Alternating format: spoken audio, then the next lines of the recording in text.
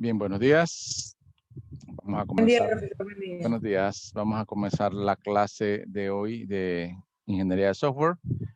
Los temas que vamos a estar viendo el día de hoy están en pantalla: gestión de proyecto, ingeniería de requerimientos. Creo que parte de la investigación que ustedes estuvieron haciendo en ingeniería de requerimientos, vamos a verlo hoy. Y casos de uso es el último punto del temario de hoy.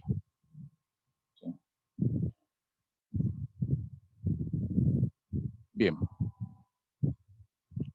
Gestión de proyecto. Cuando hablamos de gestión de proyecto, es precisamente las actividades que se encarga de planificar todo el proceso del desarrollo del producto. Sí, ya obviamente estamos hablando del desarrollo del producto de un software o de un desarrollo de un software, como se dice, un software a la medida. ¿Sí? Además de planificar, se realiza también el seguimiento del trabajo de forma que cumpla con los estándares establecidos, que siga la agenda prevista y no sobrepase el presupuesto. Recuerden que parte de la organización o el seguimiento de un proyecto tiene mucho que ver también con que el presupuesto, o sea, el dinero dispuesto para crear el software, siempre se esté gestionando. Para uno no debe sobrepasarse el presupuesto, porque para eso está. El presupuesto se hace obviamente midiendo todo lo que uno tiene que hacer y después uno le da seguimiento para que el presupuesto no se sobrepase, ¿no? Si el presupuesto por un momento se sobrepasa, o sea, se gasta más de lo que dijimos que íbamos a gastar, obviamente la medición o la estimación del esfuerzo que se hizo de una mala manera, porque no debería sobrepasar el presupuesto. Bien. Entonces, cuando hablamos de gestión de proyecto, el director del proyecto obviamente toma un papel muy relevante, ¿sí? Porque es la persona responsable de la ejecución del proyecto de software, ¿sí? Un director de proyecto sigue de cerca el proceso de desarrollo, prepara y ejecuta varios planes, organiza los recursos adecuados y necesarios, mantiene comunicado a todos los miembros del equipo con tal de dirigir los asuntos precisamente de costos, presupuesto, recursos, tiempo, calidad y satisfacción. ¿Sí? El director de proyecto no es la persona que va a programar, ni mucho menos. Él no va a hacer nada de esos papeles técnicos. Él se encarga precisamente de la planificación, de llevar el presupuesto, de ver todos los costos que se están asociando al proyecto.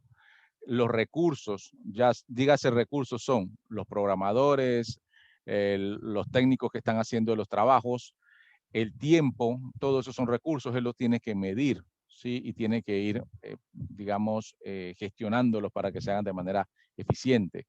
La calidad del producto, que como hablamos la semana pasada, bueno, ya hace un par de semanas atrás, la calidad del producto es lo que busca la gestión o todo lo que es ingeniería de software, busca la calidad de un producto de software. Y obviamente el director de proyecto tiene que estar pendiente también de la satisfacción del cliente, ¿sí? El director de proyecto tiene básicamente que hacer que el cliente se sienta satisfecho no solo con el producto final, sino con el proceso, cómo se va llevando paso a paso.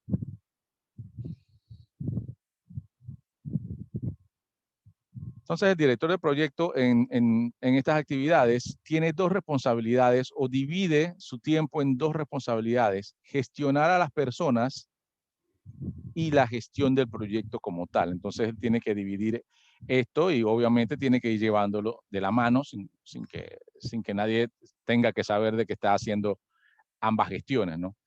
Gestión de personas, ¿sí? Entonces, gestión de personas tiene que actuar como líder de proyecto, ¿sí? Actuar como líder ante su equipo, que es el desarrollador o los desarrolladores. Intermediar con los accionistas o la junta directiva. Él tiene entonces que también participar ahí para dar avances del proyecto, avances de todos los trabajos que se están haciendo. Tiene que gestionar los recursos humanos, o sea, todo su equipo, los documentadores, los programadores, los analistas. Él tiene que gestionar ese recurso humano, armar los informes de jerarquía. También eso lo hace entonces el director de proyecto en la parte de gestión de personas, ¿sí? También hay una parte de gestión de proyecto.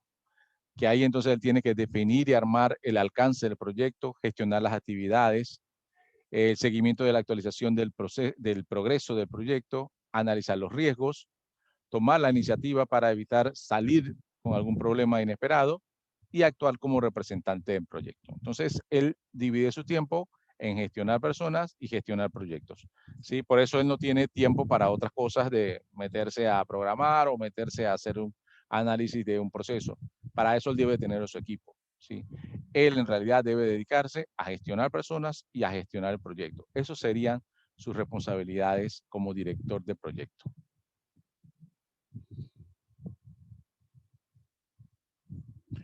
¿Alguna pregunta con la responsabilidad del director de proyecto antes de pasar al siguiente punto?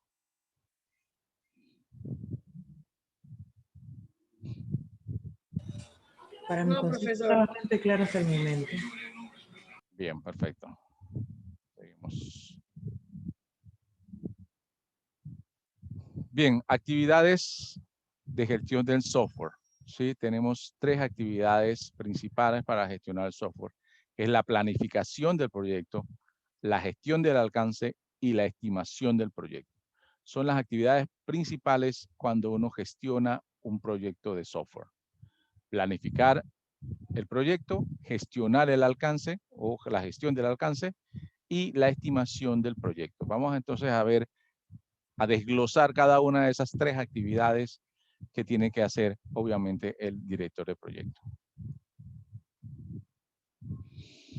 Bien, dentro de la planificación del proyecto es la tarea que se realiza inclusive antes de empezar a trabajar sobre el software, ¿sí? Esto implica las actividades concretas que tienen que ver con cómo se va a realizar el producto, cómo va a ser el software, el conjunto de procesos que se van a realizar y facilitan todo el proceso para que ese proyecto llegue entonces a producción o a la salida o al mundo real, digamos, ya cuando el software está preparado. Entonces, esto inicia desde la planificación de cómo se va a hacer el proyecto, cuáles son los recursos que voy a utilizar. Todo eso tiene que ver con la planificación del proyecto. La otra actividad es gestionar el alcance, ¿sí? Es importante entonces verificar obviamente el alcance del proyecto. Incluye todas las actividades y procesos que requieran para crear el software. La gestión del alcance es esencial porque crea condiciones de proyecto por medio de la definición de lo que se va a realizar en el proyecto y lo que no se va a realizar. Es importante esta parte de lo que no se va a realizar. Todos deben estar preparados o identificados de hasta dónde va a llegar el proyecto. Tanto el cliente, que es el que está solicitando el software, como todo el equipo de desarrollo, ¿sí? Hay cosas que pueden ser que no se vayan a hacer y eso lo tienes que definir desde el principio, ¿sí? Entonces, esto hace que hay tareas que sean limitadas y cuantificables, con lo que puede ser todo esto documentado para evidenciar entonces cómo van a ser los costos y los tiempos que se van a hacer para cada uno de los desarrollos. Durante la gestión de alcance del proyecto es necesario definir el alcance, decidir su verificación y control, dividir el proyecto en pequeñas partes para facilitar su gestión y verificar el alcance. Controlar cualquier cambio que se tenga que hacer, también entonces tiene que darse un seguimiento sobre los cambios. Entonces, la gestión del alcance es precisamente la que nos va a indicar a nosotros cuál va a ser el marco del proyecto, ¿sí? Desde dónde vamos a crear nosotros el sistema hasta dónde vamos a llegar con ese software, ¿sí? Siempre hay partes que se pueden quedar por fuera porque, digamos, el cliente no tiene suficiente presupuesto para llegar hasta ese punto, lo van a crear para otra fase, pero eso tiene que estar evidenciado desde el principio. El alcance precisamente es el marco de desarrollo del software. Yo tengo que saber hasta dónde voy a llegar y el cliente también lo tiene que tener muy, muy presente. No vaya a ser que, obviamente, como esto demora varios meses, con el pasar de los meses se le olvide y dice, ¿y dónde está mi módulo de, no sé, el CRM para gestionarme con los clientes finales? Y dices, no, eso estaba fuera del alcance desde el principio. Entonces, hay veces que también se cambian a los personajes que están dándole seguimiento al proyecto por parte del cliente. Entonces, hay que poner al día a este nuevo personal para indicarle el alcance del proyecto es este. Llegamos hasta este punto, no más allá. Porque en el camino no se deberían estar haciendo cambios, o por lo menos no cambios que excedan el alcance que ya se ha previsto. Bien, para la estimación del proyecto como tal, tenemos que ver entonces los siguientes aspectos o las siguientes estimaciones, ¿sí? Lo primero que se debe de estimar es el tamaño del software, ¿sí?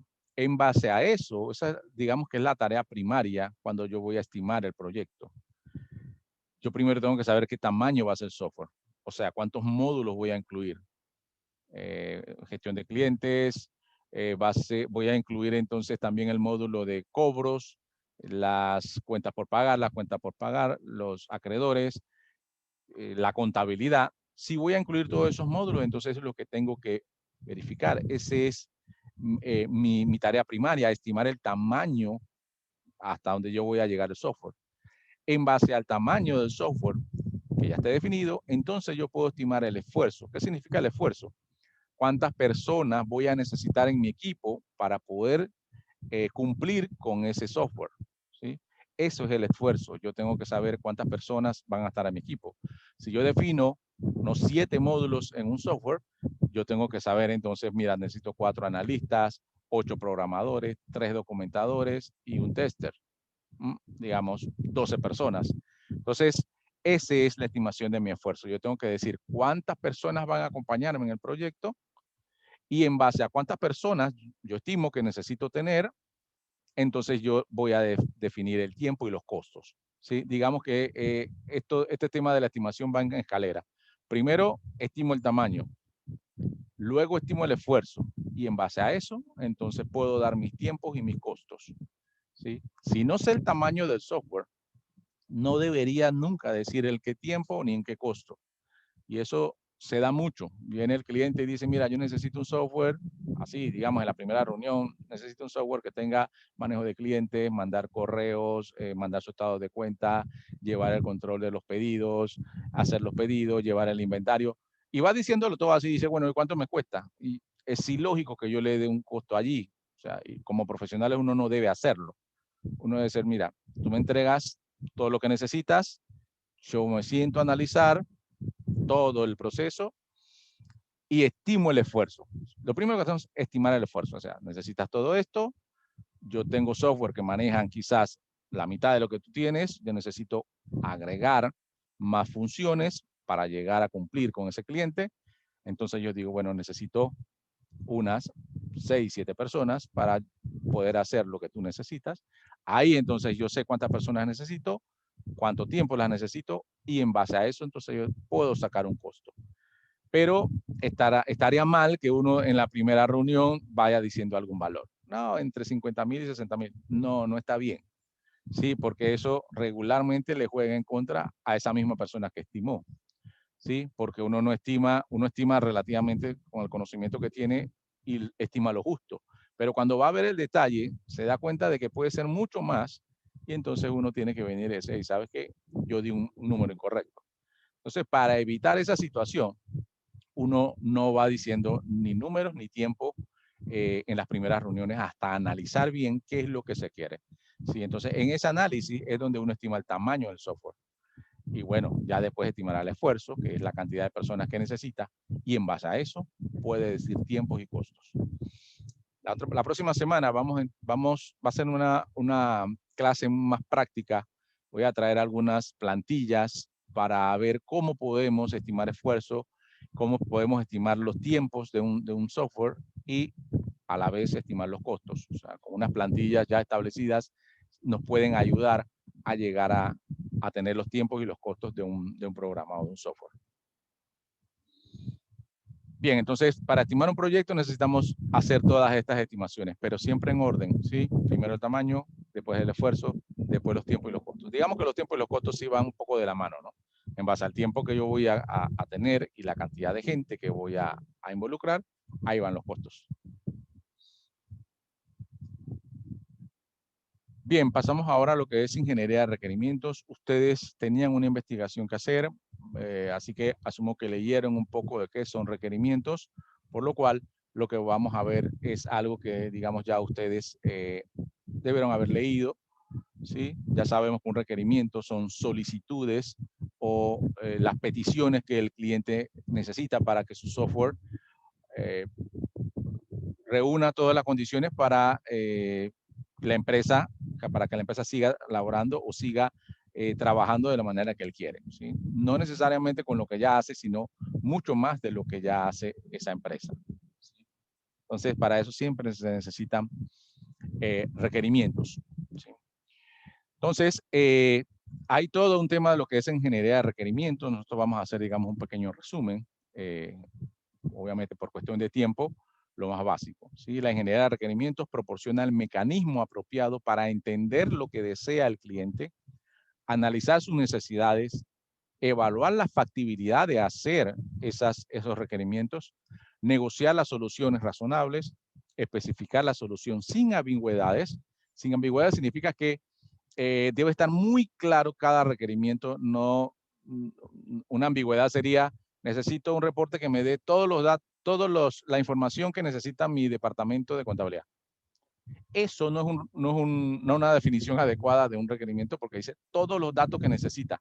Bueno, todos los datos que necesita definitivamente es una ambigüedad. Tienes que definirme qué datos necesitas. La cuenta contable, la descripción de la cuenta, necesitas los montos de débito, los totales en crédito, el saldo, la morosidad. Ese es un detalle, ¿sí? Pero no puede haber ambigüedades de decir, necesito todo lo que la contabilidad necesita. Eso es demasiado ambiguo y no lo debería uno aceptar un requerimiento de esa manera. ¿Sí? Entonces, validar la especificación. Especificación es documentar precisamente paso a paso todo lo que se necesita en un requerimiento. Administrar los requerimientos a la medida de que se transforman en un sistema funcional, ¿sí? Entonces, la ingeniería de requerimientos son todos estos mecanismos para poder llegar a entender muy claramente qué es lo que necesita el cliente, ¿sí? Eso es ingeniería de requerimientos. Y en un diagrama que voy a presentar a continuación, les sugiere cómo son los pasos para llegar a una buena definición de requerimientos y que a veces uno lo toma así como que a la ligera, pero no lo es, ¿sí?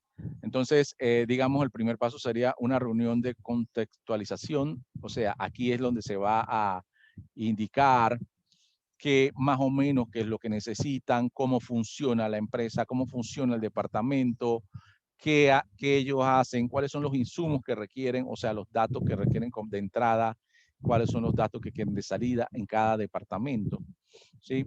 Entonces, primero es una reunión muy contextual, o sea, en el contexto para que me expliquen cómo es el proceso, ¿sí?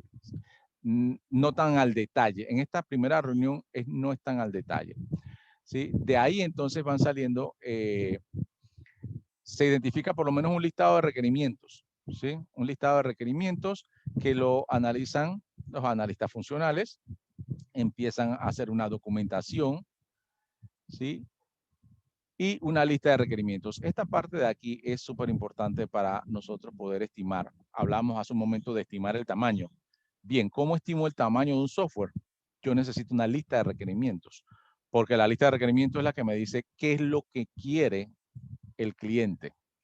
Así que mi lista de requerimientos es la que me va a decir más o menos qué tan amplio son los cambios que tengo que hacer para que el software esté a la medida de lo que el cliente necesita, ¿sí? Entonces, se hace la lista de requerimientos, se hace un documento donde se especifica cada requerimiento. Este punto de hacer un documento ya abarca una buena cantidad de días trabajando en tomar la información de los usuarios en algunas reuniones, que se hacen reuniones con los usuarios y los analistas funcionales, ¿sí? Para entender y poder documentar cada requerimiento. Se hace un documento para cada requerimiento y esto puede llevar días, semanas, inclusive meses. Y estamos hablando que todavía no hemos comenzado a hacer el proyecto, solamente estamos comenzando a recopilar todos los requerimientos. Profesor. Dígame. Disculpen. Cuando usted dice usuario, usted se refiere a las personas que van a usar el software como tal, ¿verdad? O sea, en este caso vamos a suponer que son empleados de una empresa. ¿Usted se refiere a esos tipos de usuarios? Sí, sí. Pero no, ajá. Entonces no se supone que ya por ejemplo, el jefe de ellos, ¿no? Que es el que va a reunirse directamente con el ingeniero que va a hacer el software. No se supone que ya él tiene que tener la información de lo que ya necesita la empresa para que entonces en el momento de que ellos se reúnan ya esté más o menos sepan qué necesitan y qué es lo que qué es lo que necesitan en su empresa. Sí. Porque eso sería como una forma de atrasar más el proyecto, pienso yo. Bien, Entonces, sí, lo primero que tendríamos, vamos a poner un contexto de normalmente dónde se usa la ingeniería de software en proyectos que son grandes. Sí, estos proyectos que son grandes es porque son compañías grandes también y tienen toda una estructura de tener, digamos, un presidente, un vicepresidente o un gerente general y directores. Esos directores a su vez tienen gerentes o tienen varias líneas. Obviamente, en ese contexto nos tenemos que poner, digamos, un banco, una aseguradora, eh, una financiera, quizás. O sea, esos son los contextos que vamos a ubicarnos en una empresa que tenga 200 trabajadores. Esas son las empresas que normalmente pueden mandar a hacer software de esa escala. Pongámoslo así porque obviamente también nosotros podemos hacer obviamente una ingeniería de software en una empresa más pequeña, con menos usuarios, pero ya no llevaría todos los procesos porque obviamente como que se va minimizando un poquito dependiendo del tamaño de la empresa. Por lo menos en lo que tú me estás comentando, en una empresa mediana, efectivamente el gerente o los directores seguramente van a tener todo el conocimiento y no es necesario hacer tantas reuniones, tantas documentaciones, porque seguramente van a ser rápido hacerla. Pero vamos a hacerlo nosotros, vamos a ponerlo en contexto de una empresa grande, que digamos te podría hablar sobre eso, para ver todos los pasos que lleva. Si una empresa es mucho más pequeña, entonces obviamente vamos a ir disminuyendo la cantidad de pasos. Profesor, Dígame.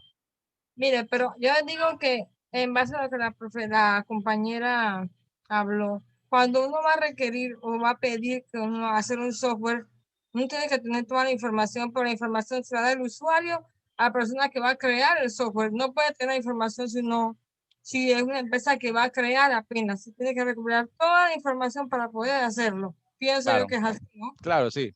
Pongamos, digamos, con una aseguradora, ¿sí? Pongamos un ejemplo, una aseguradora local cualquiera. Ellos solicitan un software que le pueda llevar todo lo que son la emisión de pólizas, la impresión de las pólizas, gestionar los reclamos de esas pólizas, llevar la contabilidad de todo el negocio. Entonces, estamos hablando de diferentes áreas, ¿sí? El gerente, ni siquiera el gerente general o el presidente de la compañía, tiene el detalle de todo lo que necesita, porque él no está al lado del contable para ver qué es lo que necesita el contable. Él no está al lado del el director de póliza de ramos de personas o ramos de hogares, porque él no sabe el detalle que necesita para emitir una póliza de ese tamaño. Entonces, ni siquiera el gerente va a tener ese detalle. Entonces, el analista o nosotros como ingenieros en la parte de software, debemos de ir con la persona que tiene el detalle o las personas, porque obviamente cuando estamos hablando de una empresa como esta, tenemos que ir entonces con los encargados de cuentas por cobrar, tenemos que ir los encargados de la parte contable, los encargados de la parte de suscripción de personas, los encargados de la parte de suscripción de ramos generales, los encargados de la parte de suscripción o de reclamos. Ya viéndolo ahora sí, ya solamente hay unos 4 o 5 gerentes que entrevistar y que reunirse. Entonces, ¿qué es lo que se hace cuando se van a hacer procesos como esto? El cliente ya sabe que es un proceso grande de meses. Entonces, él selecciona personal, o los gerentes dicen, bueno, ¿qué necesitan? Necesitamos un personal que conozca todo el proceso de su departamento y que él se reúna con nosotros para hacer definiciones. Entonces, el gerente lo que dice es, bueno, en los ramos de emisión, en la parte de emisión, te vas a reunir con Juan Pérez. En contabilidad, el señor es Francisco Díaz. La parte de reclamos, el encargado está. Entonces, él nos da quiénes son las personas que nos van a indicar a nosotros lo que van a necesitar por departamento, porque ellos sí saben, ellos conocen su departamento. Le aseguro que el presidente de esas empresas no sabe el detalle. Él sabe nada más si cumplieron las metas, los nuevos negocios que tienen que buscar, porque ese es su trabajo, buscar nuevos negocios, que todo se mantenga de la manera adecuada, si están llegando a las metas, si los gerentes están cumpliendo. A su vez, los gerentes tienen que identificar con su equipo si están cumpliendo cada departamento, ¿ya? Entonces, nosotros vamos, digamos que en la parte media, nosotros no estamos en la parte de arriba en la negociación del software, pero ya cuando vamos a buscar los requerimientos, es la parte del medio, que son los gerentes. Los gerentes, a su vez, si tienen a personal especializado, nos dicen, espérate, esa parte de los reportes para mandar los estados de cuenta te la va a explicar fulano porque él es el que lo hace. ¿Ya? Entonces nosotros nos reunimos con usuarios líderes. Los usuarios líderes serían los gerentes. Y los usuarios finales a veces son los que también tienen otro detalle. Entonces tenemos que reunirnos con todos, ¿sí? Entonces son usuarios, usuarios funcionales y usuarios finales. Se les conocen, digamos, en esas líneas. Y esa reunión se tiene que dar en todos los aspectos porque, ya les digo, cada departamento tiene un montón de detalles que cubrir. Y el analista o nosotros como equipo de desarrollo de software tenemos que poder tomar toda esa información. No se nos puede quedar nada por fuera. Si no se nos queda algo por fuera, entonces va a ser un proceso o una función que nuestro software no tiene y que alguien la va a tener que seguir haciendo o en otro sistema o a mano, y eso es lo peor que pueda pasar. Que después que tú entregues un software, al final diga no, pero es que fulanito su proceso lo tiene que hacer a mano. ¿Por qué? Es que nunca se le tomó en cuenta. Eso no debe pasar. Debemos tomar en cuenta a todo el personal para poder hacer la medición. Por lo menos en esta parte de requerimientos, a todos. Yo saco una gran lista de requerimientos, 100 requerimientos de todas las áreas.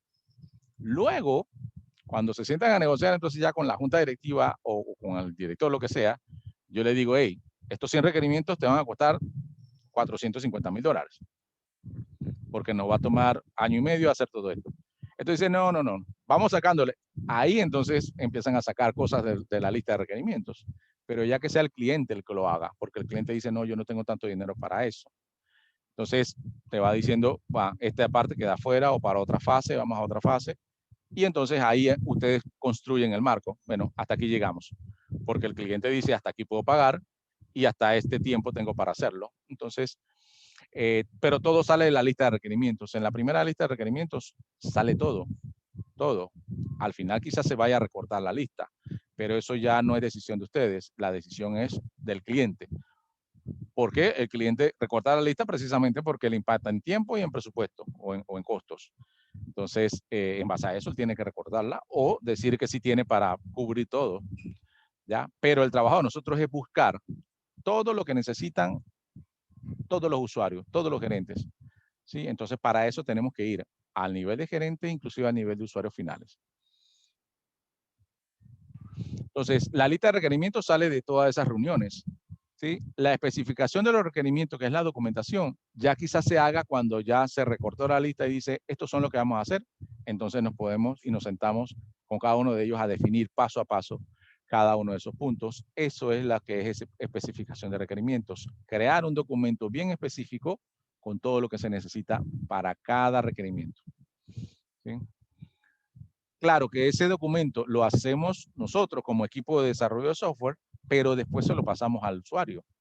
Y el usuario tiene que leerlo y lo lee y lo dice, a ver, yo te pedí esto, efectivamente después de hacer este proceso yo tengo que generar estos correos y efectivamente después tengo que generar esta lista.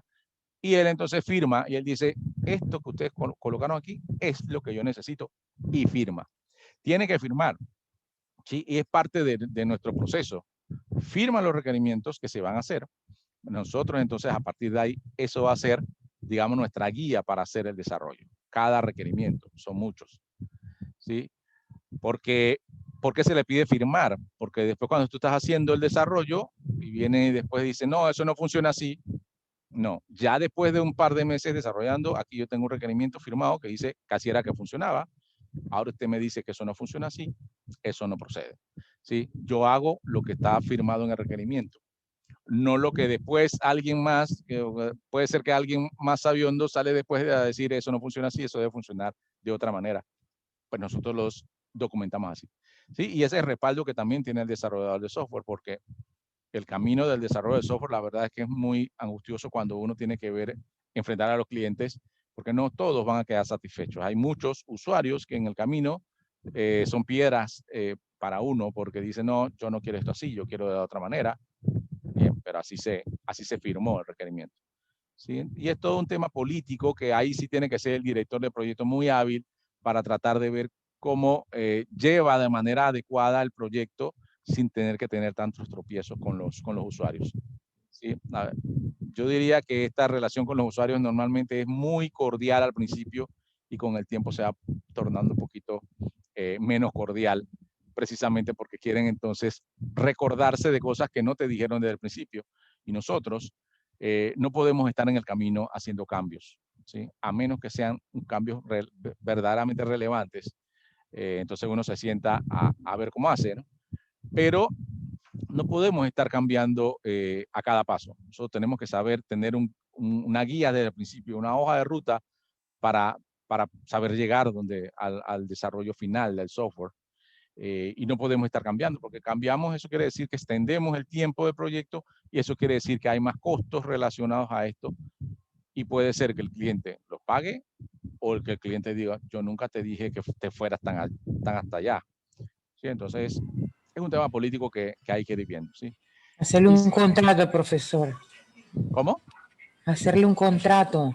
Ah, no, por supuesto. Digamos, estos software de tantos miles de dólares, cuando uno lo hace, siempre hay un contrato de por medio, ¿sí? Pero el contrato lo que dice es cuánto te voy a pagar, cuánto es mi alcance. O sea, después de definido todo esto, uno dice, bueno, el tiempo y los costos, eso es lo que van al contrato. El tiempo que uno tiene que cumplir, los pagos, cómo van a ser, eso se define ahí. Ya, pero todo el Profesor, detalle, dígame. y en el caso, como usted dice, que es especificación de requerimientos, si la persona recorta la lista, hay que hacer otra documentación adicional a la que ya teníamos. Si recuerda algo, ok, si recuerda algo y dice, no, a mí se me pasó de que yo tenía que hacer este proceso intermedio antes de generar esto. Entonces uno tiene que decir, mira, esto impacta, ya nosotros estamos avanzando, ya esto se hizo. Se hace lo que es un control de cambio, ¿sí? Entonces eso tiene que documentarse y llevarse a un comité que normalmente cuando uno hace esto, desde el principio uno indica cuál va a ser cómo van a ser las reuniones del comité de proyecto. ¿Sí? El comité de proyecto tiene que estar los encargados, parte de los representantes del cliente y parte de los representantes del desarrollador de software. Allí entonces se reúnen y hay novedades, presentan los avances y las novedades pueden ser, mira, resulta que me dijeron que hay que hacer un cambio en este requerimiento, yo acabo de hacer un control de cambio y según el análisis que hice del nuevo cambio, serían una semana más de trabajo. Y esto representa, no sé, $3,000. ¿Se acepta o no se acepta? Entonces, eso tú lo dejas al comité de proyecto. El comité de proyecto dice, vamos a analizarlo y te avisamos. Okay. Luego, ellos le avisarán diciendo, ¿sabes qué? Ese cambio no va, ese cambio sí va. ¿Sí? O sea, dependiendo de cómo vaya el desarrollo, no se puede, o sea, se pueden hacer cambios, pero ya si son relevantes o no. Son relevantes. Y hay ahí lo importante de la documentación del requerimiento original. Por eso no puede haber ambigüedades, porque después digamos que te salga este proceso que acabo de mencionar, pero cuando van a haber requerimientos firmados, había ambigüedades y decía, se deben generar todos los reportes necesarios para el departamento. Cuando dice todos los reportes es una ambigüedad demasiado grande. Claro, entonces te viene con este proceso y cuando dicen, mira, acuérdate que en el requerimiento decía todos los procesos. Y entonces ya ahí en realidad uno se jugó en contra, porque hay evidencia de que efectivamente puede ser que te metan ese gol, digamos. Un proceso que tú no lo habías contemplado, pero en el requerimiento había ambigüedades y por ahí te pueden meter un gol, digamos. Un gol porque entonces ese dinero o ese trabajo va a tener que costear la parte del desarrollador de software. Vamos a tener que costearlo porque se equivocaron a hacer el requerimiento. No fue tan específico, había ambigüedades y por esa ambigüedad se metió un proceso que no se contempló. Entonces, es importante que en el requerimiento original esté todo claro, que no haya espacio para que metan después un reporte más o un proceso más. debe quedar muy claro, porque si no pueden meter estos goles. Y bueno, en mi experiencia han pasado, muchísimos goles han pasado en la empresa donde yo hacía todo el proceso muchísimos goles, por falta de una documentación adecuada, ¿sí? Porque esto es un trabajo en equipo, hay veces que la parte de los requerimientos lo hace un equipo y la parte ya de generar el desarrollo del proyecto lo hace otro, ¿sí? Lo ideal sería que el mismo equipo hiciera desde el principio, pero no, en la realidad no siempre es así, ¿sí? Entonces yo a veces he llegado a proyectos donde me entregan los documentos, los requerimientos ya listos, firmados, y entonces yo tomo el proyecto, digamos, de ahí para el desarrollo hasta la finalización. Pero entonces a veces me llegan requerimientos mal realizados donde el cliente puede meter goles porque documentos se hizo mal, pues. Entonces, eso pasa, eso pasa. Bien, pero volviendo al tema acá, entonces sería esta parte, la documentación se hace, se le entrega nuevamente a los usuarios para que los revisen, ¿sí? Para que lo revisen, lo firmen, y luego se crean lo que son los casos de uso, o los casos de uso lo definen básicamente entre el usuario y el analista, ¿sí? Eso vamos a verlo más tarde, qué es un caso de uso y para qué se va a utilizar. Pero aquí en esta parte, entonces, el usuario debe revisar también todo el análisis que uno hizo, a ver si eso va de acuerdo con lo que requiere. Y a partir de ahí, entonces ya tenemos una lista de requerimientos con las especificaciones de los requerimientos. Ya entonces puedo hacer la estimación del alcance del proyecto, ¿sí? Hay empresas que, digamos, por inexperiencia, empiezan a dar valores o dar tiempos sin hacer este análisis, y es un gran error, porque por lo regular se quedan cortos y cuando van en el camino, entonces se le acabó el tiempo, se le acabó el dinero, y por eso es que hay una gran cantidad de proyectos que no llegan a su finalización, porque nunca se tomaron el tiempo de hacer esto, ¿sí? Lo hicieron muy por encima, no le dieron el valor necesario. Ah, toda esta cosa yo te lo hago por $60,000, venga.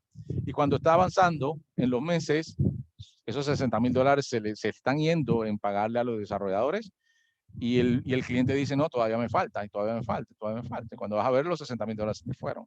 Cuando quieres ya negociar el cliente de vuelta, el cliente dice, no, tú me dijiste que por 60,000 lo hacías. Claro, eso no se debe hacer. Si uno va con el procedimiento de la ingeniería de software, no pasan esas situaciones. Y por eso es tan importante que todos sepamos cómo debemos hacerlo. Primero, buscamos el alcance o el marco del proyecto. ¿Cómo? Con una lista de requerimientos y un detalle de esos requerimientos. Si no, no puedo armar un marco. ¿Sí? Digamos, hoy en día un cliente viene y por más dinero que tenga, si no me deja reunirme con su usuario a hacer una lista de requerimientos, yo no acepto un proyecto, ¿sí? Porque ese es un proyecto que está destinado a fracasar, ¿sí? A que no llegue a su finalización, ¿sí? Y por Como más la que uno, plataforma este el profesor. del Ministerio de Educación. Nunca pasó nada, yo no sé eso quién lo está usando, cómo se usa, yo no entendí nada, profesor. ¿Usted tiene conocimiento de eso? Me gustaría que me No, explicara un poquito porque yo no entendí nada. no sé, o sea, obviamente solo sé lo que escuché en las noticias, no sé mucho de la plataforma Esther, Allá pero vale. lo que sí sé es que hay un gran porcentaje, increíble la cantidad de porcentaje de proyectos que se hacen, se pagan y se quedan ahí sin usar, ¿sí? Hay muchos Vivo que ejemplo. en el camino se cae y ni el cliente quedó satisfecho, ni siquiera el desarrollador de software tampoco sacó mucha ganancia. Hay otro que se le agota en el tiempo el presupuesto y no siguen. Es increíble la cantidad de proyectos que quedan a la mitad. Entonces, no solo a la mitad, ya casi al final también. Entonces, es importante que se hagan los procedimientos necesarios. Y esto a veces, aquí los latinos, muchos tenemos el caso de tomarlo muy por encima, esta parte de los requerimientos y lo que sea, por lo menos sistemas gringos, sistemas europeos son muy específicos y muy duros en este sentido. No salen un proyecto si no inician con esto. Eh, yo conozco casas de software que acá lo hacen muy por encima y también por eso salen entonces esos fracasos. Por eso no llega al final. Si yo no mido bien un proyecto, no lo costeo bien, y entonces siempre va a salir alguien perdiendo, o sea el desarrollador de software o sea el cliente, ¿sí? Entonces, inclusive conozco casas de desarrollo de software que han perdido en proyectos, o sea, lo que quiere decir es que gastaron más de lo que le cobraron al cliente, pero para no poner mal su nombre, porque obviamente un proyecto fracasado es un mal nombre, es una mala referencia para ti. Ah, sí, me cobraron $100,000 y al final no me entregaron lo que yo quería. Eso es un mal nombre para tu casa de desarrollo de software y bueno, hay veces que algunos tienen que invertir de su dinero o de otros proyectos para terminar un proyecto y no quedar mal, ¿sí? Y no quedar mal. Entonces, eso también pasa.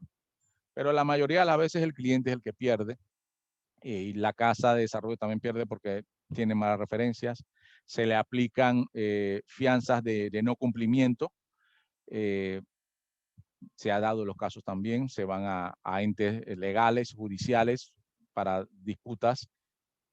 Ya cuando llegas a este punto es porque algo salió mal en el camino, ¿sí? Y entonces hay que hacerlo paso a paso y hacerlo bien para poder que eso no suceda. Bien, seguimos adelante entonces, ingeniería de requerimientos. Esto es un resumen sobre todos los pasos, pero las tareas necesarias para la ingeniería de requerimientos son las siguientes: la concepción, la indagación, la elaboración, la negociación, la especificación, la validación y la administración. Cada una de estas 7 tareas de la ingeniería de requerimientos la vamos a ir detallando ahorita un poco sobre esto, ¿sí? Ya esto también lo vieron en su investigación. ¿Sí? Es importante notar que algunas de las tareas ocurran en paralelo y que todas se adaptan a las necesidades del proyecto, ¿sí? Vamos a ver entonces estas 7 tareas. La concepción. Se establece el entendimiento básico del problema, esas reuniones primeras de conceptualización, que las personas que quieren una solución, la naturaleza de la solución que desean y así de la eficacia de la comunicación y la colaboración preliminares y de los participantes y el equipo de software, ¿sí? El cliente y el equipo de desarrolladores de software se sientan y hacen una reunión muy conceptual para ver qué es lo que necesitan. Sobre qué es tu negocio. Es una financiera, presta dinero, esta es la tasa de interés, nos manejamos con la superintendencia de banco. Esas cosas así muy por encima es en esas primeras reuniones. Si se llega a un alcance, yo tengo un producto que te puede ayudar a ti, a tú como cliente para tu negocio, y dice, hey, sí, me interesa, hagamos otras reuniones y entonces ahí vamos avanzando, ¿sí? Pero la primera es una conceptualización del problema o por qué hay un requerimiento sobre un software nuevo, ¿no?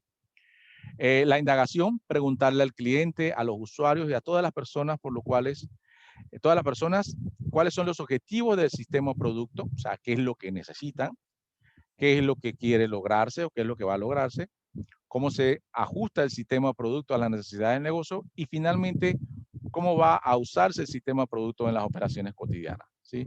Entonces uno indaga y esa indagación es definitivamente que tiene que ser con entrevistas, preguntas, cuestionarios.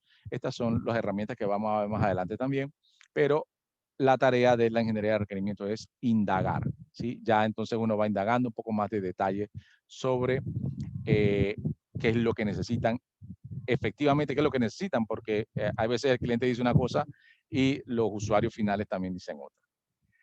Elaboración, la tarea de elaboración se centra en desarrollar un modelo refinado de los requerimientos que indique los distintos aspectos o módulos o funciones del software, ¿sí? Su comportamiento y la información.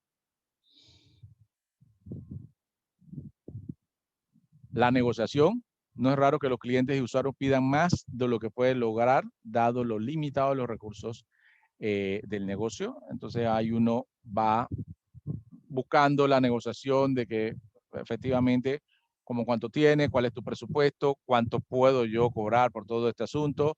Nosotros, obviamente, por lo menos hay que ir haciendo un acercamiento de qué tanto presupuesto tienen, ¿no?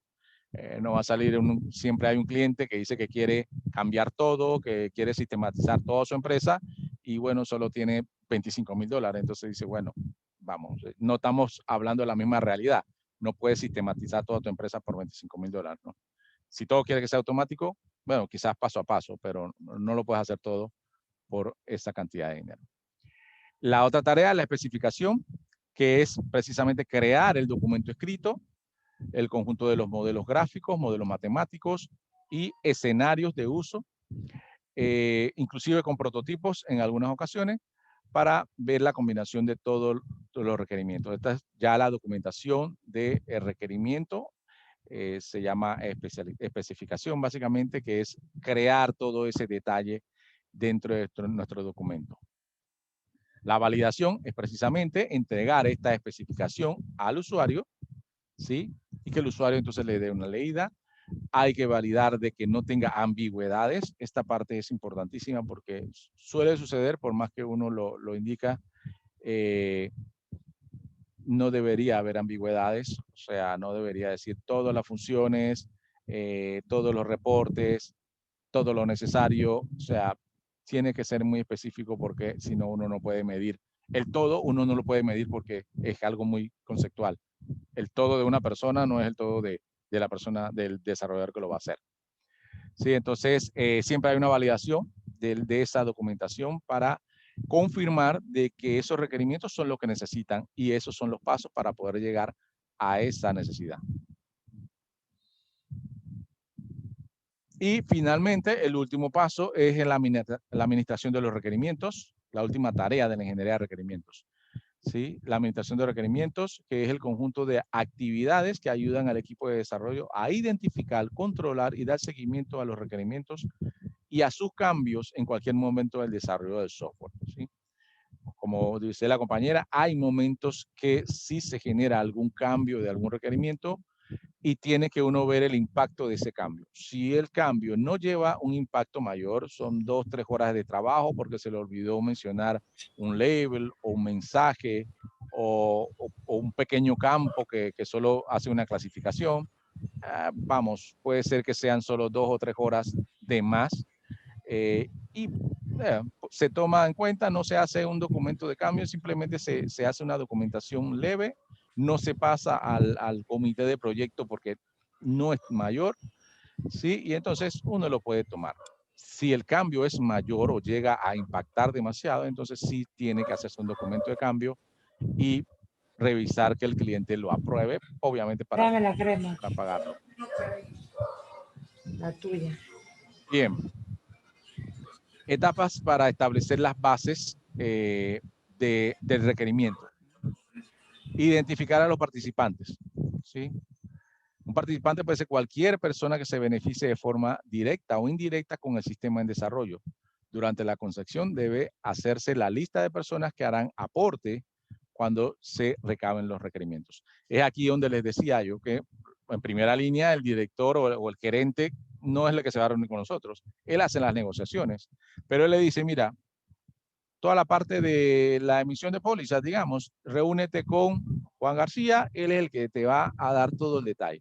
Juan García, que es un director, quizás tampoco se va a reunir contigo, pero dice, mira, para cuando son la parte de emisión de pólizas, te vas con este señor. Cuando son la parte de reclamos, te vas con este otro señor. Entonces, ahí uno va anotando cuáles son las personas que van a estar participando entonces para uno recabar la información. ¿Sí? Entonces, uno tiene que ir apuntando. Estas van a ser las personas responsables y no se debe quedar en palabras. Todas estas reuniones donde se definen quiénes van a participar, se crea una minuta que básicamente es un acta de una reunión. Se lista diciendo la persona responsable para este departamento va a ser, me la va a definir tal fulano y va a ser la responsable. Y ahí entonces lo va colocando y se firma la minuta también para decir, aquí me declararon que estas personas son las encargadas y a partir de aquí yo me voy a reunir con ellos. ¿Sí? Porque obviamente también puede pasar de que más adelante, cuando ya tu documento está hecho, dice, pero ¿quién te definió esto? No, Juan Pérez. No, pero si él no sabe, el que sabe era esta otra persona. No, aquí en la minuta me dijo una persona, un gerente, un director, que con él es que me iba a reunir, ¿sí? Entonces, no estamos para perder tiempo. Ya aquí me dijeron que era esta persona. Si no es esa persona, entonces, bueno, otra vez parece engorroso, pero decir, bueno, si me voy a reunir con otra persona a hacer requerimientos, entonces tendremos que costear de nuevo porque perdí tiempo con este otro que alguien me definió. Todo eso se tiene que identificar, ¿sí? ¿Quiénes son los participantes? Te lo define alguien, un gerente, un director, alguien que tenga peso.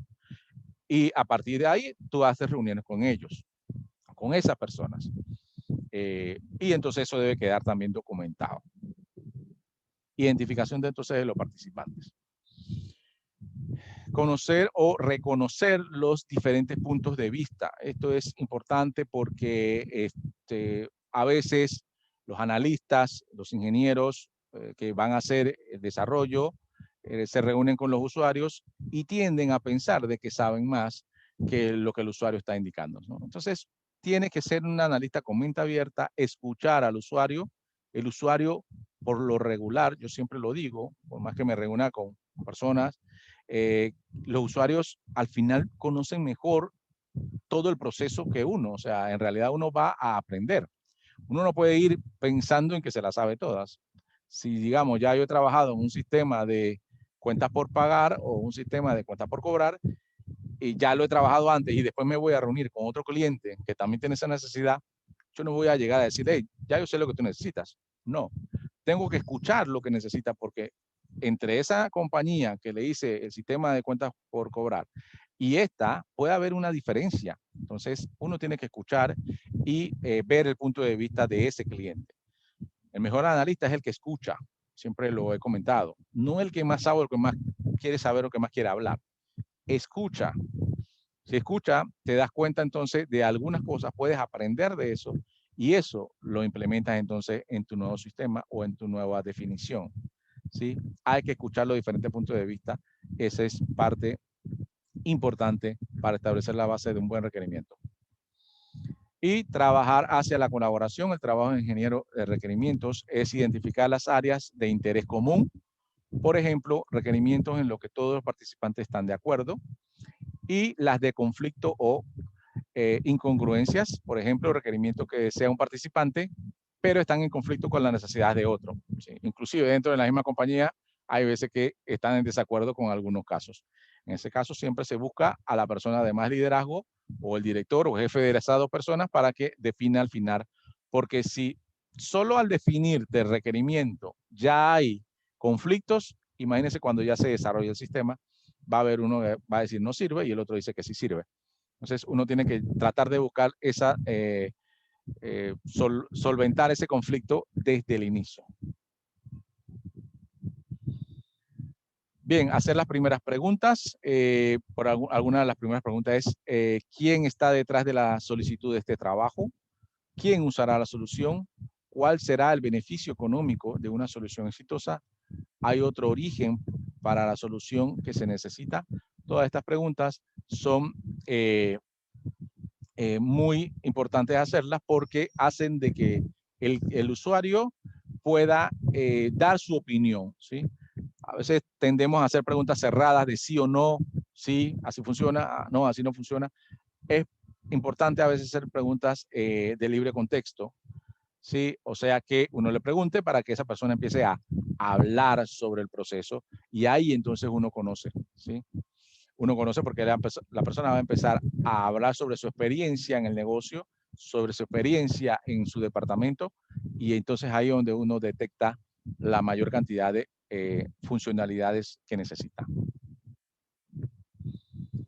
Bien, técnicas para recopilar la información son las siguientes: entrevistas, encuestas, cuestionarios, análisis, lluvia de ideas, modelos de prototipos y observación. Estas son las técnicas para recopilar la información de los requerimientos, ¿sí? Entrevistas, obviamente uno tiene que entrevistarse con los clientes.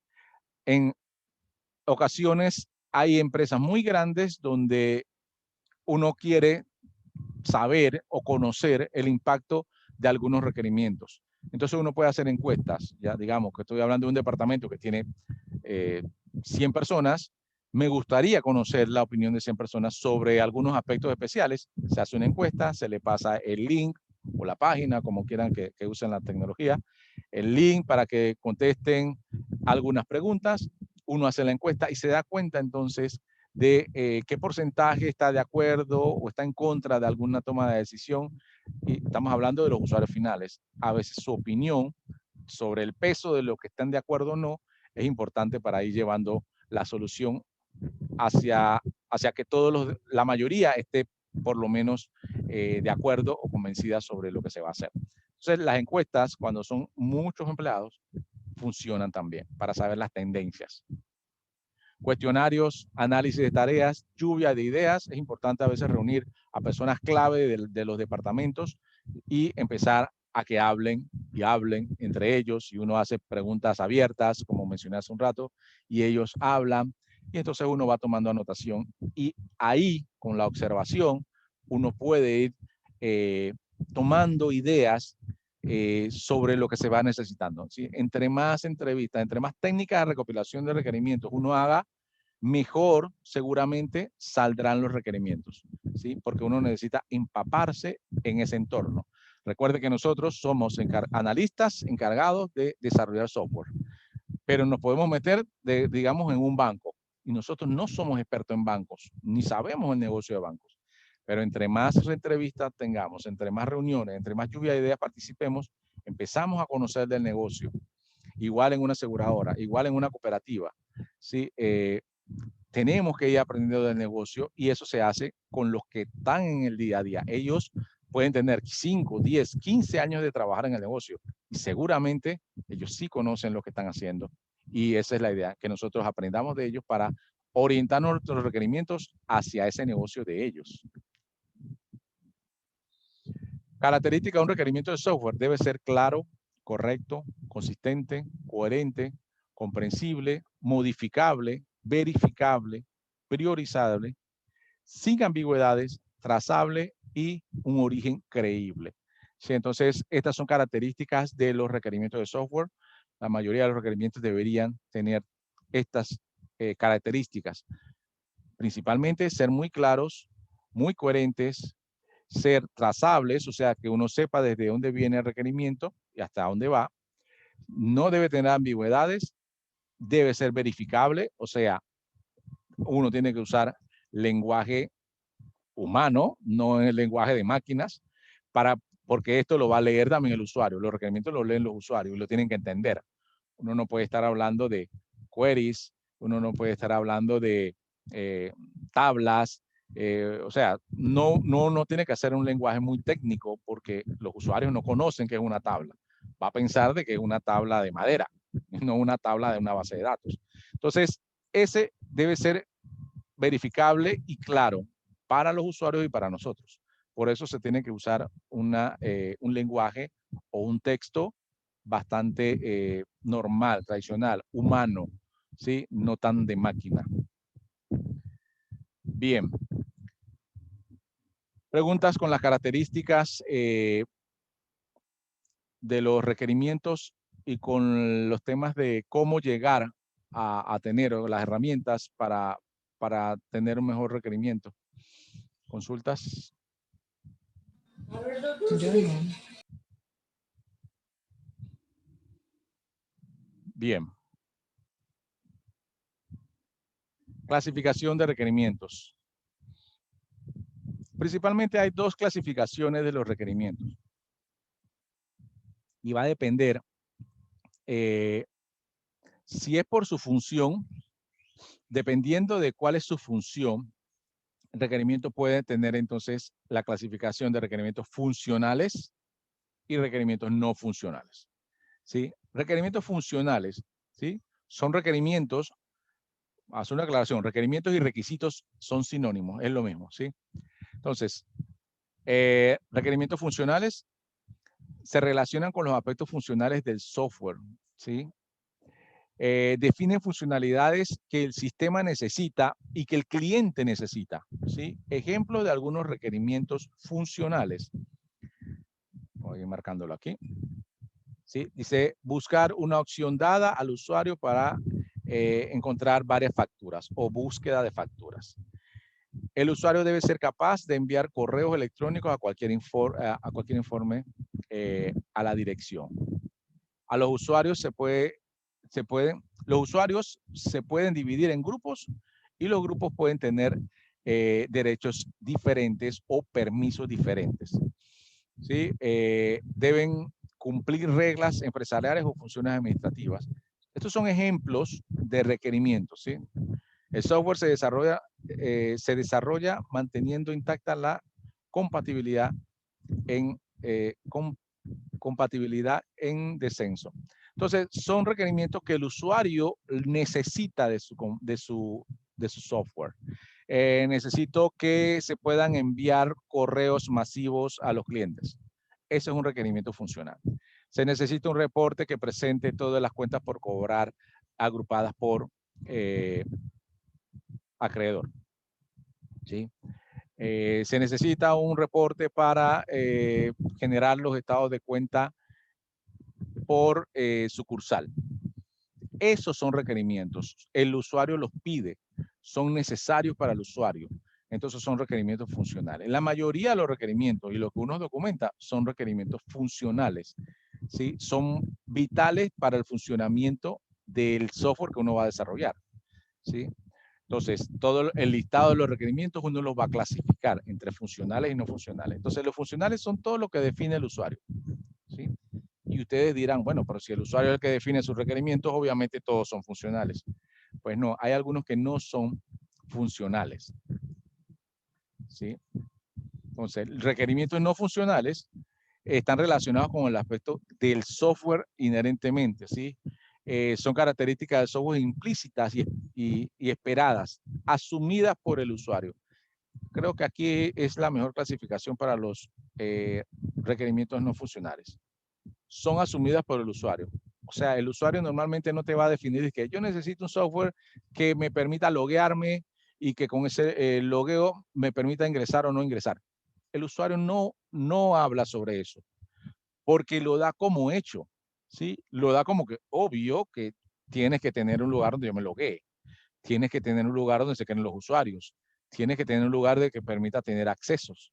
O sea, esas son cosas que son tácitas, el usuario no los pide, pero el sistema lo debe tener, ¿sí? Claro, como el sistema lo debe tener, se entiende de que uno tampoco es que lo va a hablar con el usuario, pero si de alguna manera afecta el proyecto, necesita, digamos, un almacenamiento de información en la nube, ejemplo, y los software que uno ha desarrollado, o mejor dicho, el producto que uno está vendiendo y que va a modificar a ese cliente, tradicionalmente trabajaba con una base local o un servidor local. Uno tiene que colocar requerimientos que digan, hay que hacer ajustes en las conexiones para poder que vea bases de datos en la nube. Eso es un requerimiento. ¿Por qué? Porque hay que hacerlo para poder que al final el sistema funcione. Porque el almacenamiento de este cliente está en la nube. Entonces, pero ese requerimiento básicamente es interno. Eso uno no se lo va a dar al usuario para que el usuario le dice, fírmame esto, que esto lo necesitamos. El usuario no entiende este tipo de requerimientos porque no lo pidió, pero se necesita hacer para poder que el sistema funcione para ese cliente, ¿sí? Entonces, esos son requerimientos no funcionales, ¿sí? Tiene que ver con configuración, tiene que ver con acceso, con seguridad, con almacenamiento, con actualización de versiones, puede ser, con la interoperatividad, con la flexibilidad, con la recuperación de desastres, ¿sí? Un sistema que pueda hacer, digamos, que se caiga el primer servidor, automáticamente se conecte con el servidor B, ¿sí? Una replicación automática. El usuario no sabe sobre replicación de base de datos, ¿sí? Así que eso el usuario no lo va a ver. Pero si es parte de lo que el cliente indicó, mi servidor va a estar en la nube, tiene que estar replicado, tiene que entrar un servidor anexo automáticamente apenas se caiga el primer servidor. Eso es muy técnico, ¿sí? Entonces serían requerimientos no funcionales, ¿sí? Son requerimientos que uno tiene que anotar porque también uno tiene que colocar en el cronograma que esas tareas se tienen que hacer para poder que el sistema funcione. No solo las tareas que dice el usuario, sino las tareas que nosotros como equipo técnico también tenemos que hacer para que todo funcione bien, ¿sí? Entonces, esos son los requerimientos no funcionales. Y siempre esa clasificación se debe hacer. Requerimiento funcional y requerimiento no funcional. ¿Quedó claro los requerimientos no funcionales o los requisitos no funcionales? Entonces, sí, profesor. Bien, perfecto. Tenemos otra clasificación de los requerimientos según su forma lógica, ¿sí? O según la importancia que tenga el requerimiento, ¿sí? Entonces, la primera categoría sería, o la primera clasificación sería, este requerimiento es obligatorio, lo tiene que tener, ¿sí? El software no puede ser operacional sin ellos, ¿sí? O sea, estos requerimientos son críticos. No puede salir sin ellos. Entonces, esa clasificación, cada requerimiento es bueno también colocarlo. Si es de prioridad súper alta, entonces hay que tenerlo. Entonces, la siguiente clasificación deben tenerlo motivado a la funcionalidad del software. O sea, estos son requerimientos que van a hacer de que nuestro software funcione mejor, pero no es que sin ellos el sistema no funciona, ¿sí? O pierde la funcionalidad, ¿sí? Esto es algunas funcionalidades que mejoran el rendimiento, entonces los deben de tener. Los pueden tenerlo, son las funcionalidades, funcionar, el software aún puede funcionar bien con estos requisitos, ¿sí? Pueden tenerlo, eso quiere decir que es un requerimiento que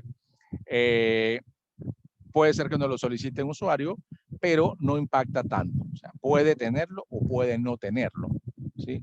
No impacta tanto en el funcionamiento del software. Y esta es la última que digamos que esta es la que yo clasificaría siempre. Las otras, digamos, siempre la doy por dada de que hay que hacerlas. Pero esta sería la que se le conoce como lista de deseos, ¿sí? Requisitos que no contienen ningún objetivo para el software, ¿sí? Eso cuando el usuario te pide, yo quiero que cuando haga elimine una factura se me pinte en rojo la lista en la pantalla. Bueno, que cuando una morosidad tenga más de 60 días me salga en negrita. O sea, son cosas que ese usuario como que, bueno, lo quiere, lo desea, pero vamos, si no lo hacemos, no pasa nada. O sea, no tienen ningún objetivo puntual. Quizá que ese usuario quiera resaltar algunas cosas en el software, pero igual está el dato, igual se le da la información, igual puede hacer el seguimiento de esa información, solamente que no está en negrita, o solamente que no se pinta de rojo, o solamente que no sale resaltado, ¿sí? O no sale en la primera pantalla, sino que tiene que darle un clic para llegar a la otra. Son listas de deseos, son requerimientos que son completamente deseables, o sea, son deseos nada más. No es que le den una gran potencia al software, no es que le den un gran beneficio al software, simplemente es algo que alguien desea. Sí, entonces, y eso pasa mucho. Yo tengo una lista, digamos, de 60 requerimientos y cuando tú vas a ver, 15 son cositas de que mi reporte sería bueno que tuviera un asterisco aquí, que el otro. O sea, no le dan mucho más allá nada beneficio al software, entonces se clasifica como lista de deseos. ¿Por qué? Porque cuando tú le das la lista de requerimientos al comité de proyecto o al gerente o al que va a pagar, digamos, él va a decir, bueno, ¿y estas que están acá qué son? Bueno, esas son listas de deseos. No, estos ni me los costes, porque listas de deseos obviamente también demoran en hacerse y tienen un costo. Suman la lista de deseos y suman 2 semanas, 3 semanas, son $4,000. No, no, no. Quítame eso de acá porque si no me da funcionalidad solamente para cumplir el capricho de alguien, no lo pongas por ahora, eso lo vemos después.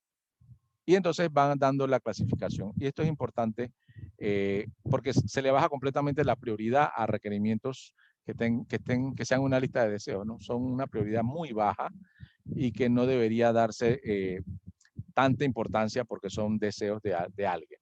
Entonces, esta clasificación es importante hacerla también. Clasificación de funcional, no funcional y qué prioridad tiene. Debe tenerle, tiene que tenerlo, debe tenerlo, puede tenerlo o es una lista de deseos. ¿Sí? Yo me concentraría entonces obviamente siempre, estas son las que deben tener más prioridad, los que tienen y los que deben. Este puede que sí, puede que no, y este definitivamente va a depender si lo quieren pagar o no lo quieren pagar.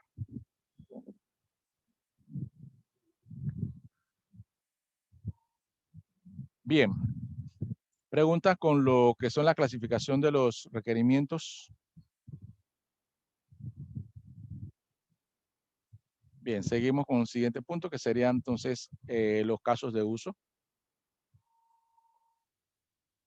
Conocemos los casos de uso o ya se ha identificado casos de uso en otras materias como análisis y diseño de sistemas, que uno identifica entonces un caso de uso haciendo un diagrama de un sistema, todo lo que está dentro del sistema y lo que está fuera del sistema, identificamos los actores, colocamos ahí el hombrecito en la parte de adentro que interactúa, un actor interactúa con el sistema y cuál es la salida hacia otro actor. Esos casos de uso son los que tradicionalmente se hacen para diagramar un problema. Sí, y acá vamos a ver entonces otros casos de uso que son más que todo para documentar cómo va a ser las pruebas. Esto básicamente es como necesito que tú me digas paso a paso cómo van a ser las pruebas futuras para cada requerimiento. ¿Sí? Los casos de uso describen el modo en que un actor interactúa con el sistema. ¿Sí? Narran el comportamiento dinámico del sistema desde cada punto de vista concreto del actor. Y pueden expresar tanto requerimientos funcionales como no funcionales. Se concentra uno más en los funcionales porque esos son los requerimientos que solicita el usuario, ¿verdad? Bien. Son muy útiles los casos de uso para explicar el funcionamiento del sistema, priorizar los requerimientos cuando el sistema se desarrolla de forma incremental, elaborar manuales de usuario y especificar las pruebas de aceptación. Yo le pongo mucha importancia a esta parte. Los casos de uso yo los utilizo para especificar pruebas y la aceptación del software. ¿Sí? Entonces, mejora la trazabilidad de los requerimientos durante el proceso de desarrollo y se pueden desarrollar en paralelo con los requerimientos del sistema de forma interactiva. ¿Sí? Los casos de uso, por lo general, se habla aquí de forma paralela porque por lo general lo hacen los usuarios. ¿Sí? El usuario es el que sabe, el que conoce. Entonces el usuario dice, hey, yo primero debo ingresar al sistema y capturar la cédula del cliente. El sistema debe cargarme la información del cliente y yo entonces empiezo a gestionar los nuevos pedidos de ese cliente. Entonces, él tiene que darle toda esa especificación. Yo entro, coloco la cédula, el sistema me da el siguiente paso y yo luego voy buscando las facturas de ese cliente o los pedidos. Entonces, el usuario es el que debe dar esa definición porque uno no es el que está ahí haciéndolo todos los días, es el usuario. ¿Sí? Bien, dependiendo de la situación, el caso de uso se puede especificar en 3 grados diferentes o 3 estilos diferentes. La especificación textual, ¿sí? Enumeran paso a paso el caso.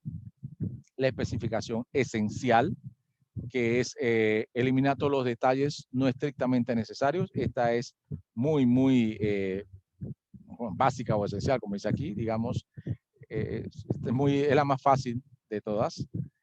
Y la especificación detallada, que digamos es al contrario, es la más completa de los casos de uso, y es la más completa, y se utiliza una plantilla para no olvidar ninguno de los pasos en este punto. Entonces vamos a ver las tres especificaciones, los 3 tipos de especificación, y uno decide con cuál va a hacerla. Obviamente un requerimiento uno no va a hacer, o sea, los casos de uso uno no lo va a hacer para los 3 estilos.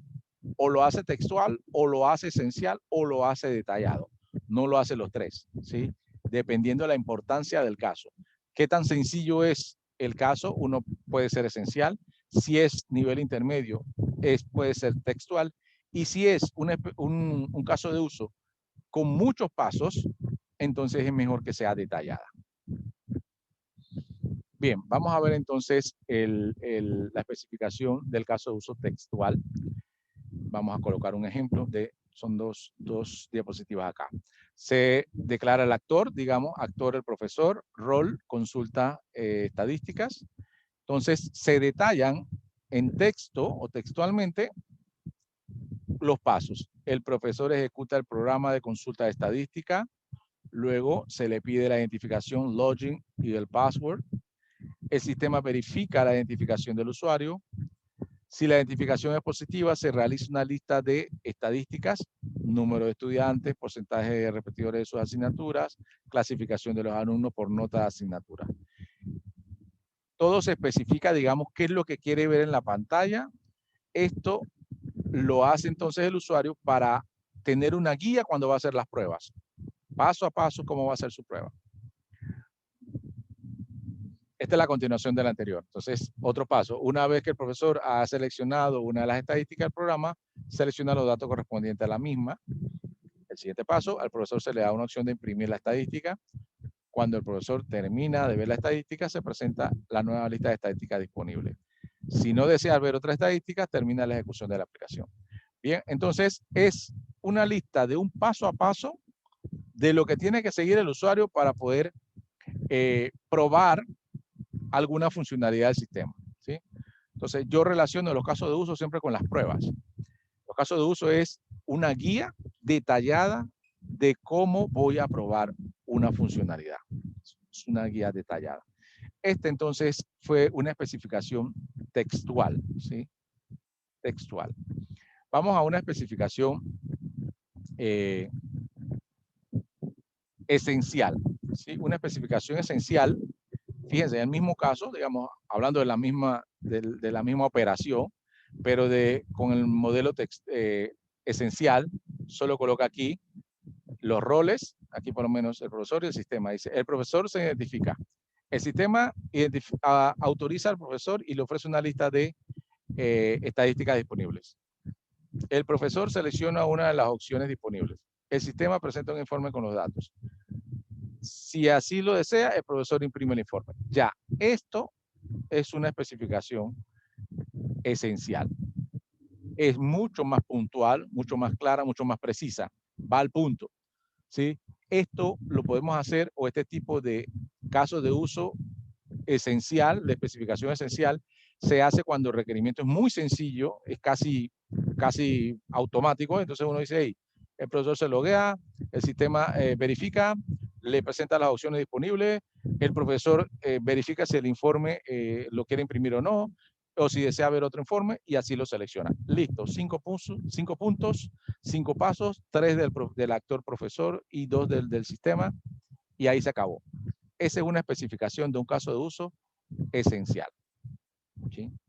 Y está el último, esta es la especificación detallada. Cuando es detallada, ya lleva una plantilla donde entonces uno va como que cargando cada caso, ¿sí? Digamos, es cuando se da cuando los casos son muy complejos. Para el ejemplo, obviamente seguimos el mismo caso, que es el profesor verificando las estadísticas. Para esta especificación detallada, él tendrá que llenar los datos: nombre, consulta de estadística, descripción, se permite al profesor consultar las estadísticas correspondientes a la asignatura, dependencias, autentificación de usuarios, actores, el profesor es el actor. O sea, ya hay una plantilla que ir cargando. Precondiciones no tiene, postcondiciones no tiene, se deja en blanco.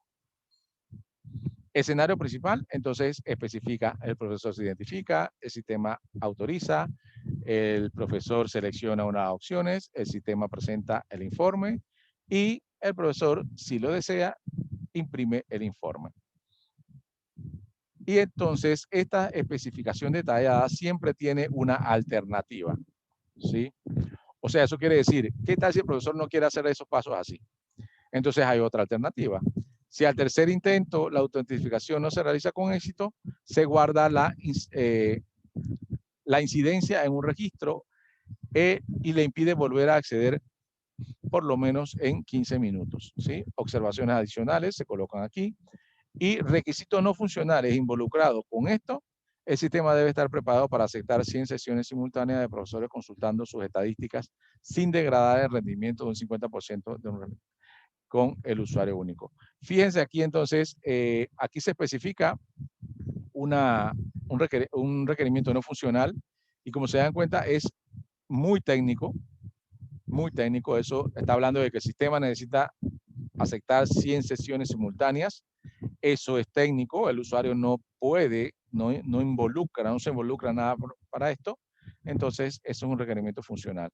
Y algunas plantillas de casos de uso detalladas tiene esta sección de que si este caso también involucra a un requerimiento no funcional, y entonces uno lo coloca allí.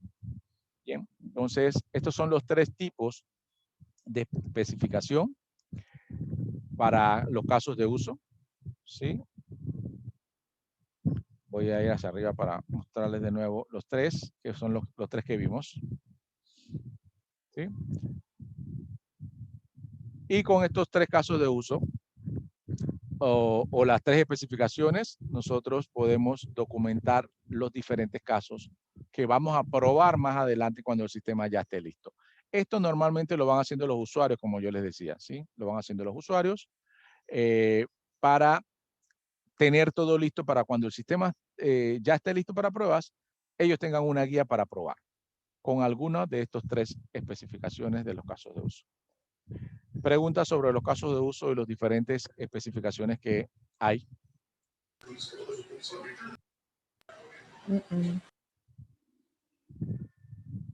Bien, si no hay preguntas, este es el último punto que vamos a ver en la mañana de hoy. Llegamos hasta este punto. De este tema que estamos viendo hoy, se están creando actividades que voy a proceder a explicárselas. Déjenme buscar la página de la plataforma para indicarles las actividades que se van a estar creando de estos temas. Ya les comparto.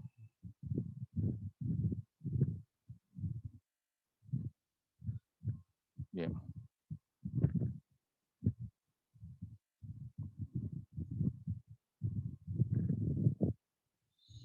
Bien, tenemos la actividad individual, que eso sería un quiz, ¿sí? Se creó este quiz que habla sobre la gestión de proyecto y la ingeniería de requerimientos, que básicamente es lo que estuvimos viendo hoy.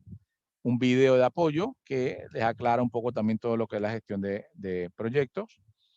Y aquí entonces le indica que hay el quiz número 2, que ya está activado o habilitado. Ustedes entran con Ingeniería de Software o ING Software 21. Con eso ustedes entran y pueden hacer entonces el quiz. Las preguntas que están en el quiz tienen que ver todo con las diapositivas que estuvimos viendo hoy, que ya está en la lección, la unidad 2, en la parte de lecciones, unidad 2. Ahí está el PDF de lo que estuvimos viendo hoy, así que les recomiendo que le den una leída antes de llegar al quiz para contestar las preguntas. Es todo lo que vimos en la mañana de hoy. Esa es la actividad individual y tiene un porcentaje de 10% de su nota y va a estar habilitado hasta el 14 de mayo, que viene siendo el próximo viernes, ¿sí? Tienen todos estos días para entrar y contestar las preguntas para su quiz. Eso sería la actividad individual y hay una actividad grupal, ¿sí? Que es una práctica básicamente para crear la lista de requerimientos, ¿sí? Para crear una lista de requerimientos se le colocó entonces un caso, ¿sí? Dice, se formarán grupos de estudiantes y la mitad de ellos desempeñará el papel del departamento de mercadotecnia y la otra mitad adoptará el equipo de ingeniería de software. Su trabajo es definir los requerimientos para la función de seguridad de la casa segura. Efectúe una reunión para recabar los requerimientos con el uso de los lineamientos presentados en clase. Haga una lista de requerimientos e indique cuáles son funcionales y no funcionales. Bien, básicamente la idea es que lean el caso. Este caso tiene que ver con una empresa de temas de seguridad de las casas o de los hogares. Y hay reuniones entre la empresa que desarrolla estos sistemas de seguridad de hogares con un equipo de desarrollo de software, ¿sí? Entonces, esa empresa que desarrolla o que tiene sistemas de seguridad, alarmas y esto para hogares, necesita un software y le habla sobre los requerimientos que necesita a a las personas encargadas de desarrollo de software. Entonces hay dos equipos. El equipo de clientes, que es el de la casa segura se llama el cliente, y el desarrollador de software, los desarrolladores de software que están allí, hay un par de analistas escuchando lo que el cliente quiere decir, ¿sí? Cuando ustedes terminen de leer digamos, estas dos lecturas, la idea es que creen una lista de los requerimientos según las conversaciones que tuvieron o la entrevista que tuvieron ellos, ¿sí? Entonces, ustedes ven qué es lo que pidió Casa Segura, qué es lo que está entrevistando el ingeniero especialista de software, y en base a eso, entonces ustedes hacen una lista, ¿sí? Lista de requerimientos, o sea, qué necesitan ellos para el software o qué pidieron tener en el software. En esas peticiones que ellos hacen acá, ellos están pidiendo que el programa tenga funcionalidades como poder acceder, poder conectarse, algunas funcionalidades y algunas no funcionales, como diciendo que me permita acceder a mi usuario, que tenga usuario, que tenga conectividad. Entonces ustedes van a hacer la clasificación. ¿Cuáles son funcionales, cuáles no funcionales? Entonces son dos objetivos. Uno, generen una lista de requerimientos. Digamos, por lo menos tienen que ser 7. Yo no creo que vayan a sacar menos de 7. Mínimo 7, máximo los que ustedes quieran. Y cuando tengan esos requerimientos, usted le dice, bueno, al lado le ponen no funcional, a la otra le dicen funcional, esta no funcional, funcional, no funcional. Clasifíquenlos. Tiene que haber algunos funcionales, algunos no funcionales. No pueden ponerlos todos funcionales, tienen que tener los dos. Mínimo 7 requerimientos, profesor, y disculpe. Mínimo 7, sí. Okay. Yo no veo que puedan sacar menos de 7. Deberían sacar 7 o más. Y de esos, entonces ustedes clasifican. Este es funcional, este es no funcional. Sí, el requerimiento entonces puede ser algo muy básico, como se requiere crear un informe, un reporte con la lista de clientes. Eso es un requerimiento. Puede ser muy simple como es. O una complejidad como se necesita habilitar el sistema en una área web que se pueda ver de internet y que todos los clientes puedan acceder. Ese es otro requerimiento. ¿Sí? Entonces, ustedes van creándolo en partes, ¿sí? Varias listas de requerimientos. Recuerden, requerimientos son pequeñas funciones que necesitan del software, ¿sí? Ahí, digamos, en algunos casos, algunos muchachos me han venido a decir, yo solo tengo un requerimiento, necesitan un software de seguridad. No, eso es todo lo que necesitan, pero hay que detallar todo lo que paso a paso, que es lo que requieren, ¿sí? No que necesitan un software, eso es obvio que necesitan un software. Profesor. El cosa es el detalle. Sí, dígame. ¿Hay alguna plantilla específica para el desarrollo de ese trabajo o No, es en base? Okay. A su libre albedrío. Yo le diría que hicieran como si fuera como dos columnas, ¿no? Aquí el requerimiento aquí y al ladito le ponen si es funcional o no funcional.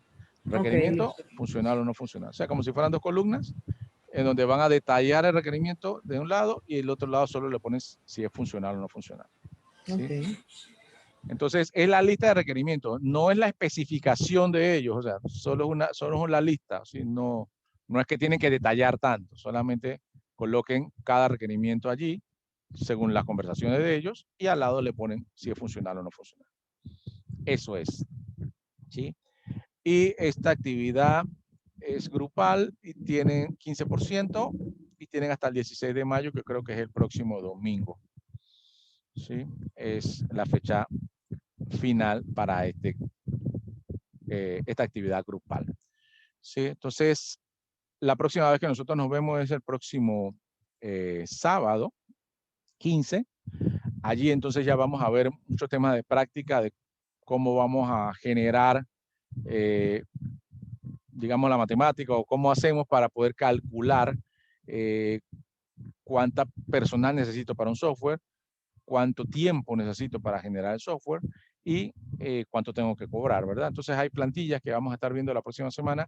Para eso, digamos que la próxima semana es donde hay más sustancia, digamos, a la parte práctica de la ingeniería de software y preparándolos ya entonces para el proyecto final, que obviamente la próxima semana ya lo vamos a ver para que ustedes lo empiecen a trabajar a partir de la próxima semana hacia su última clase, que es a finales de este mes. Profesor, entonces sería el desarrollo de los 2 quiz y la actividad grupal. Bueno, hay un solo quiz porque ya el otro quiz ya lo hicieron. Es un quiz. Esta semana tienen un quiz y esta actividad grupal. Ok. Solo que el quiz es el quiz número 2. No son dos quiz. Es un Ah, solo ok. quiz. Solo que es el quiz número 2. Ok. Bien, estimadas, entonces, bueno, fue un placer haber estado con ustedes esta mañana. Cualquier pregunta me pueden escribir al chat, al WhatsApp. Y entonces nos vemos el próximo sábado. Que tengan buen fin de semana. Gracias a usted, profesor. Cuídese mucho. Saludos, Saludos. compañera. Chao, Saludos. profesor. Chao, chicas. Bye bye. Hasta luego.